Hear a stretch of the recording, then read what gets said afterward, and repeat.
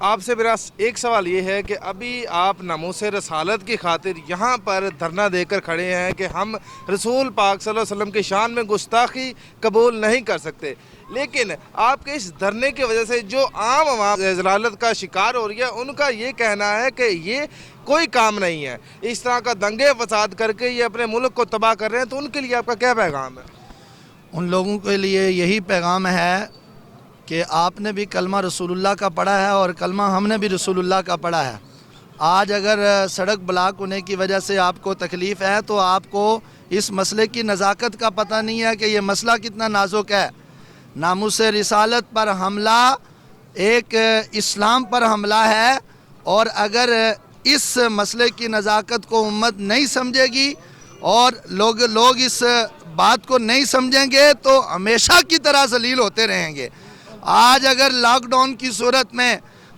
Corona virus کی جو ہے وہ آڑ کے اندر ہمارے اوپر طرح طرح کے مظالم جو ہے وہ ڈائے جا رہے ہیں، یہ حقیقت یہ ہے کہ یہ ہمیں سزا مل رہی ہے ناموس رسالت پر پہرا نہ دینے کی۔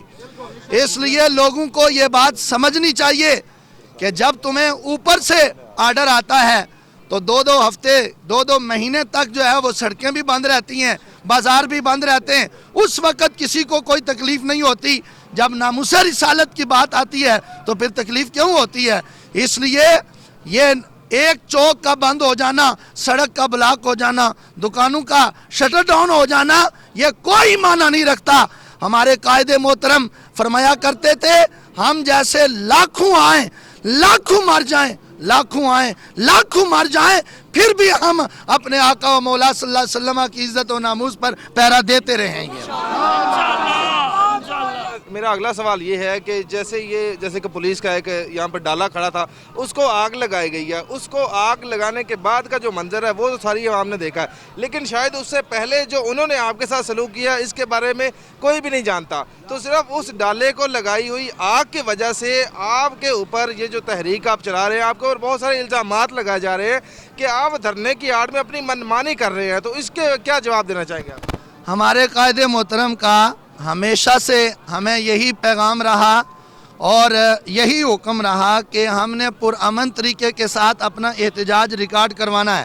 اور اس وقت جہاں کہیں بھی پرامن طریقے کے ساتھ احتجاج ہو رہے ہیں وہاں الحمدللہ اس طرح کی کوئی صورتحال نہیں ہے۔ اگر کسی جگہ پر کوئی نقصان ہو رہا ہے، کسی گاڑی کو نظر آتش کیا جاتا ہے، کسی املاک کو نقصان پہنچایا جا رہا ہے، تو وہ ان کے اپنے ہی کارندے ہیں جو کہ اس طرح کے نقصان کر کے